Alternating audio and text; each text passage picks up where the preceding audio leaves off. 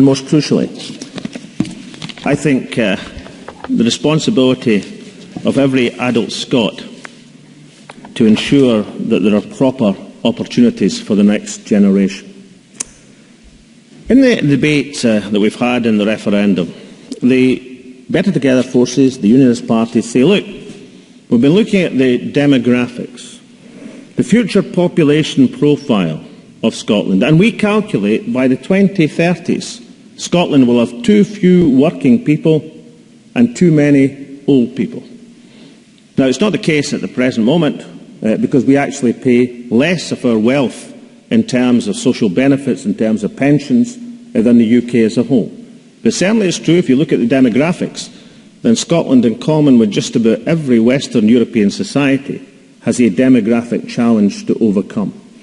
And basically, if we want to stay ahead of the game, if we want to maintain our position, if we want to be able to pay our pensions comfortably in the future, then we've got to have net migration into Scotland of 24,000 a year. Now, if I was asked to give one condemnation of Westminster rule in Scotland, one statistic which summed up the failures through the century of Westminster rule in Scotland, it would be this: that in the years between 1901 and 2001, the population growth in Scotland was just over 10%. Over the same period, England's population grew by 60%. And our 10% was not a sign of economic success, it was a sign of economic failure and economic mismanagement. Our problem was not immigration, our problem was emigration. Now, since the Scottish Parliament arrived, things have been substantially reversed. In the years since the Scottish Parliament, then that position has dramatically changed. All the forecasts, which were for a declining population in Scotland, have been totally obliterated. We now have a rising population. The latest estimates for last year show Scottish population at the highest of all time. And we've managed to get 22,000 average since 1999 of net migration into the country. And I made this point several weeks ago in saying how important it was that we raised that to 24,000 to meet that demographic challenge. And the Herald newspaper, a perfectly respectable, responsible newspaper, ran a headline: Salmond sets 24,000 target for immigration. And I thought, that's very interesting, because I wasn't actually talking about immigration. I was talking about net migration. And it was particularly interesting because the editor of the Herald is a guy called Magnus Llewellyn, a very nice guy. So I phoned up Magnus and I said, look, Magnus came here a few years ago. I said, you do realise that you personally, you editor of the Herald, are one of these 24,000 immigrants that you're talking about. You do realise that, Magnus. And furthermore, the guy who wrote the story, another Magnus, who also came to Scotland just a few years ago, he was also another one of these, quote, immigrants that they were talking about. And Magnus Llewellyn, he sort of said, yeah, I see what you mean. So he gave me an article to explain it in more detail. So let me explain it to this audience tonight. Net migration is the balance between the people who come into the country and the people who leave the country. And each and every year, 70,000 people leave Scotland. Half of these are young people, between the ages of 16 and 35. There's not a family in this hall, there's not a family in Scotland who don't know this, because each and every one of us are people who've been in that position.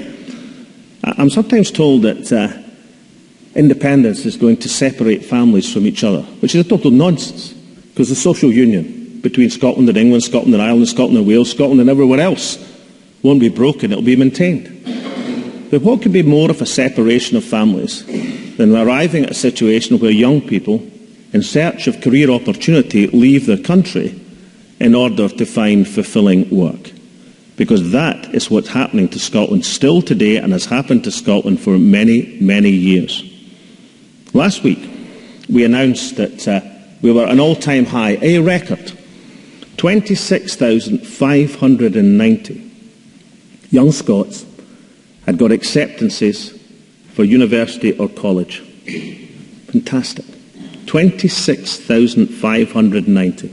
An all-time record, up by over 1,000, 4% from the previous year. An all-time record. All of these 26,590 youngsters going into university, going into college this year, full of hope and expectation and opportunity.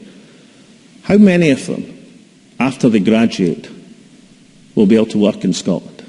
How many will leave? Will it be 30%, 40%, perhaps even 50%? Now, don't get me wrong. If someone wants to travel the world, I'm all for it. If that's what they want to do, this is the 21st century. It's one of the joys of the 21st century. If people want to travel and go for Scotland, great. That's not what I don't like.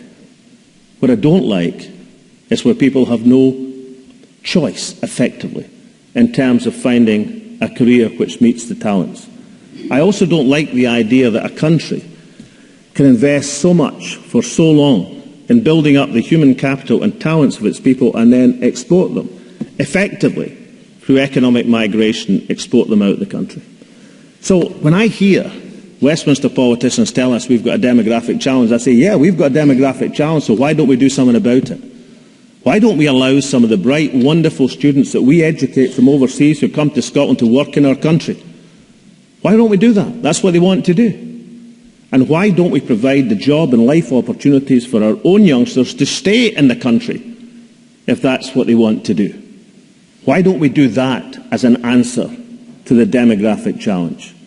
And there is no adult Scot who should duck their responsibility to that next generation and that declaration of opportunity which I'm making tonight.